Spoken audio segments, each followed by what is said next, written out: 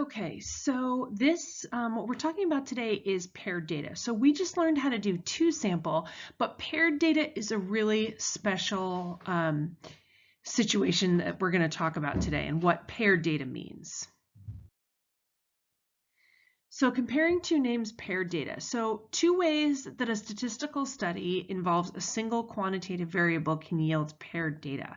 So again, we're talking about a single quantitative variable, right? Not like mu1 minus mu2. We're talking about one single mu.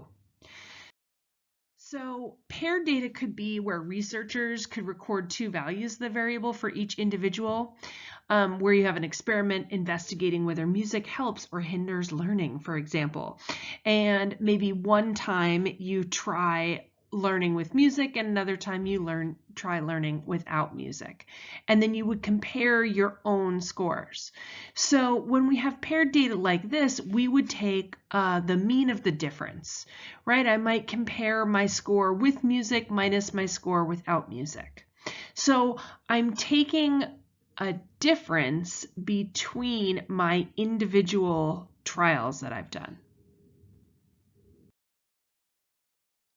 Another way that we can look at paired data is the researcher can form pairs of similar individuals and record the value of the variable for each individual.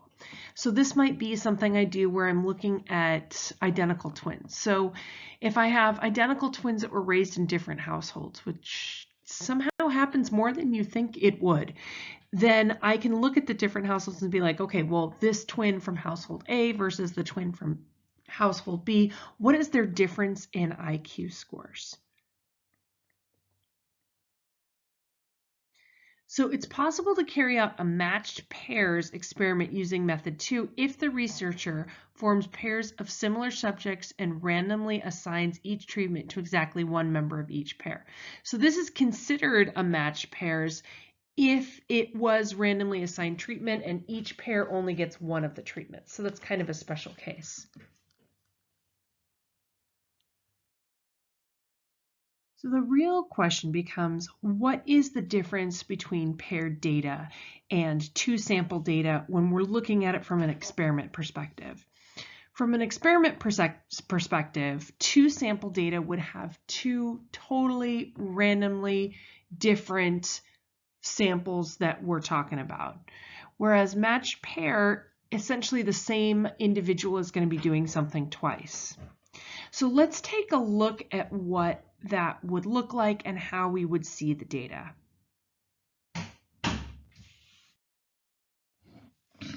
So I'm just going to say two sample up here. So we'll say two sample and paired data. Okay, so how do I recognize the difference between a two sample and versus paired data? In two sample, I'm going to see two separate samples. They might even have different sample sizes. Not necessarily, but they could have different sample sizes. Okay, what does it look like in paired data? It's one sample,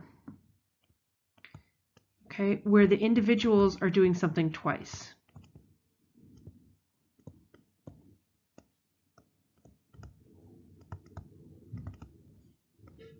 That's the most common one. Again, the other exception would be like twins, where we have matched pairs. So matched pairs is an exception to that. In that case, we'd have two samples, but they're essentially paired. Each sample we would subtract from each other. So essentially we have two samples versus one sample when we have paired data.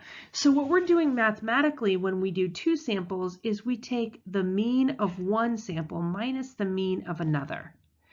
But when we're doing paired data, we only have the one sample. We're taking a mean of the difference. Okay, where diff stands for difference. So what in the world does that mean? That means in this one, I have like a bunch of different individuals in a sample. And I'm going to take the mean of this. and then I have a bunch of individuals in another sample, and I'm going to take the mean of that, and I'm going to subtract one mean from the other. In this one, I'm comparing one trial from another.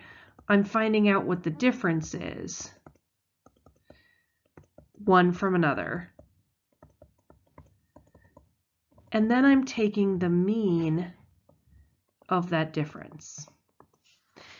So one is I'm subtracting, when I have a two sample, I'm subtracting the mean of one sample from the mean of another. And this one I'm actually doing subtraction for each individual thing, finding the difference and then taking the mean of the difference. So that's kind of how you look at whether it's two sample versus paired, and that's kind of how you look at the math. So now let's take a look at the conditions. So let's look at the conditions for confidence intervals for a mu difference. So conditions for constructing a confidence interval about the mean. Again, random is going to be the same. I'm going to look that the paired data come from a random sample in the population of interest. And again, because it's paired data, I only have this one sample. I'm going to check my 10% if I'm sampling without replacement. And again, because I'm doing mu and I'm going to be using a t-statistic, I'm going to do my normal sample and making sure that my population, and notice it says the population distribution of the differences, or the true distribution of the differences in response to the treatments is normal, or the number is larger than 30.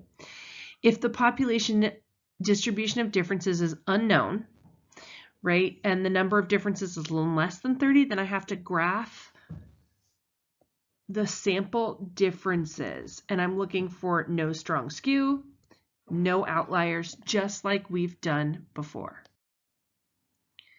So it's very similar to what we've done before, only instead of two samples, I really just have one now.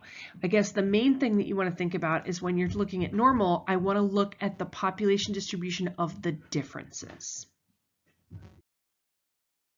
Okay, so here we have the confidence interval for the mu difference. So we have a one sample t interval for the mean difference.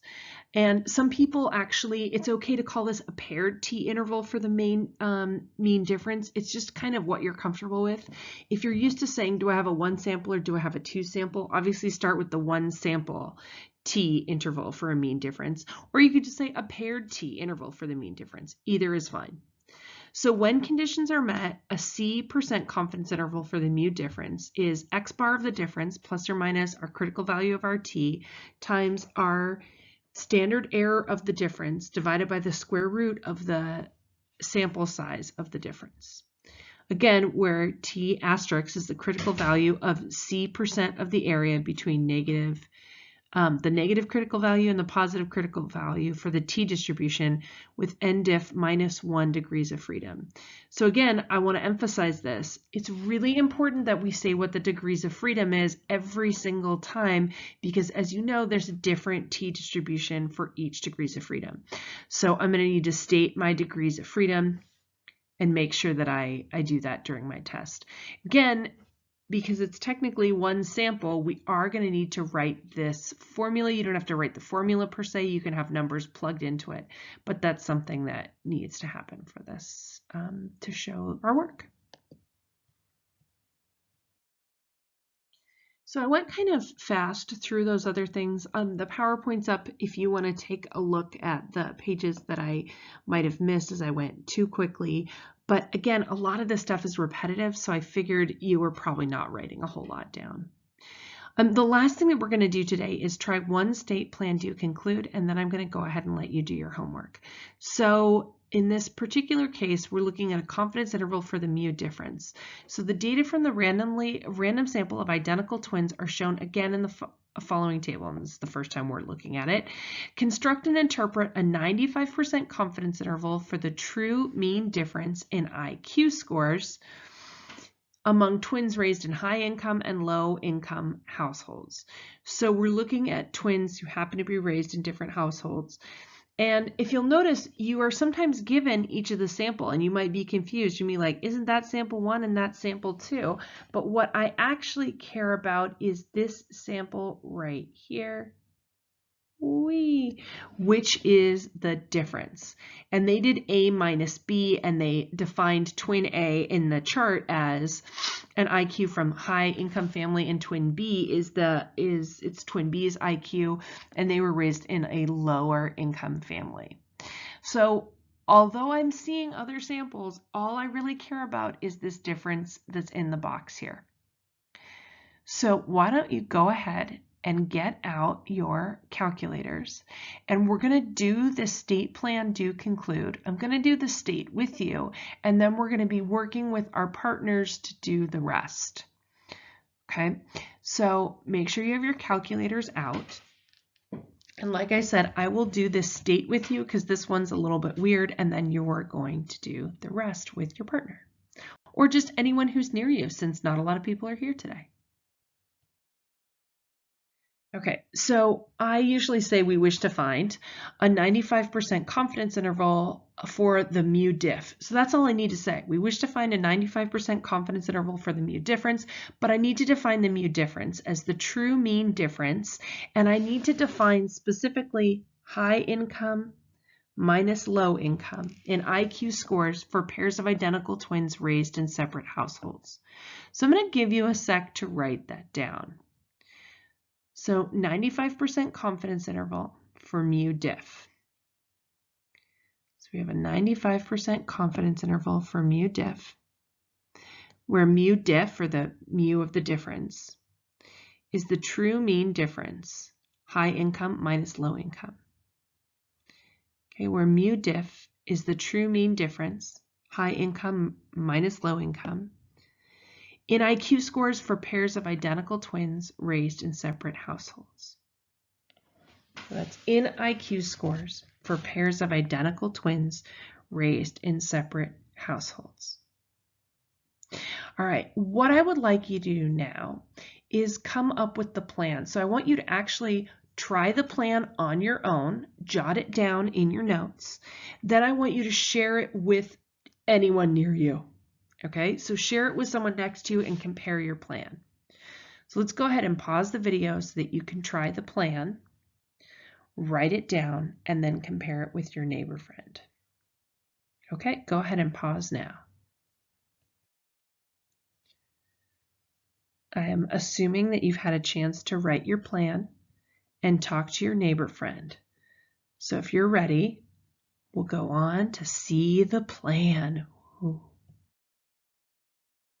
Okay, so here it is, a one sample t interval for mu diff. I would have also accepted a paired data for a t interval for mu diff or something like that. So a random sample of 12 pairs of identical twins raised in different households, the other raised in income, so we have that. So we have a random sample of 12 pairs.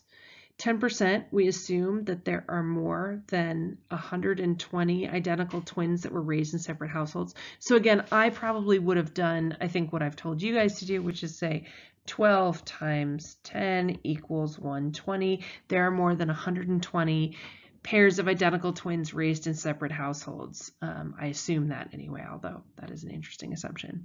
So what we have left is our graph, right? So we have a sample size of 12, so that's not good enough for the central limit theorem. And we don't know about the population being normal, so we have to graph this. I chose a dot plot because it just seemed easier for me at the time. So here's the dot plot. Then I would have drawn this, and again, you can't see much from this, but I would have said, you know, and you all were like, well, how do you do this when the number is small? So note, this is what the book suggests. Like, the number of differences is small, but the dot plot doesn't show any strong skew or outliers. Yeah, I would just draw this and be like, I don't see any strong skew or outliers. Note, I have titled this Difference Twin A minus Twin B in IQ scores. I have a scale drawn, and I've only drawn the differences.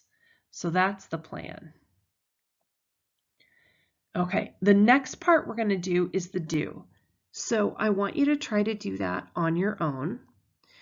Okay, you are going to list we always have to list the degrees of freedom, and then I would like to see numbers into the equation. So you're going to have to find the critical value based on your degrees of freedom. And then the rest you can use your calculator. So in this case, we're doing, right, it's not two samples, so it's just a t interval is what we're looking for on our calculators. So I want you to write it out. Try it on your 89s or your 84s. If you need to borrow a calculator, be sure and ask Miss Alberts for a calculator. They're in the top drawer on the left-hand side, on the right-hand side, top drawer or second drawer on the right-hand side. And go ahead and try this. Once you have completed the do on your own, I want you to check it with a neighbor friend, and then you can turn the video back on. So let's go ahead and pause the video.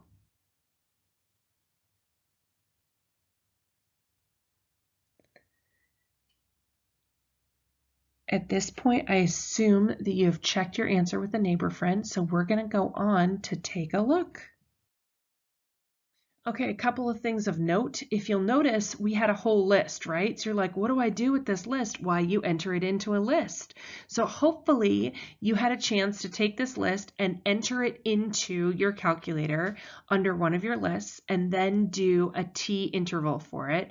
And when you do that, it does actually give you the x bar for the it'll give you the x bar, right? And then the s of x would be your difference. And then you should have, my sample size is 12, although you don't need to write that per se. I would have just written degrees of freedom is 11. My critical value is this. Okay, so let's take a look and show how we would find the critical value. Okay, I know this one is a little difficult to see just because it's small, so we can zoom in. But essentially, we're at this 95% level here, and I want to go up to, I had a sample size of 12, so 11 degrees of freedom.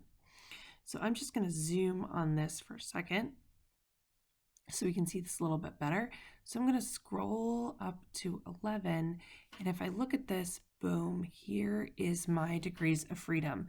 So I've looked at the 95, again, I can take it there, so 95% confidence interval, and I went to 11 degrees of freedom and I got 2.201. Okay, now that we've shown how to get the critical value, let's go ahead and look at how we would plug this in. So I have my x bar here, my critical value here, this is my s of x, and then my sample size. And I would have just written it like this, and then I actually wouldn't have had this, although it's nice if you do. I just would have had this with my degrees of freedom. So that is our solution. So it should be 3.336, comma 8.330. Now that you've done this, one more pause. How would you write the conclude? And this one, I just want you to write on your own. You don't even need to check it with someone. I just want you to write out the conclude in context. So take a second, write out the conclude in context. We probably need to pause the video, and then when everyone's done, let's go ahead and come back. So go ahead and pause the video now. Okay, you should be done writing your conclude. If not, we can pause the video again. So let's go ahead and show the conclude in this particular time. We are 95% confident that the interval from 3.336 to 8.330 captures the true mean difference, high income minus low income. Again, really important that you define what the difference is in IQ scores among pairs of identical twins raised in separate households. Perfect. You've got it. So now what I'd like you to do is go ahead and start on your homework, which you can find in the OneNote, and have a wonderful day. Happy Valentine's Day.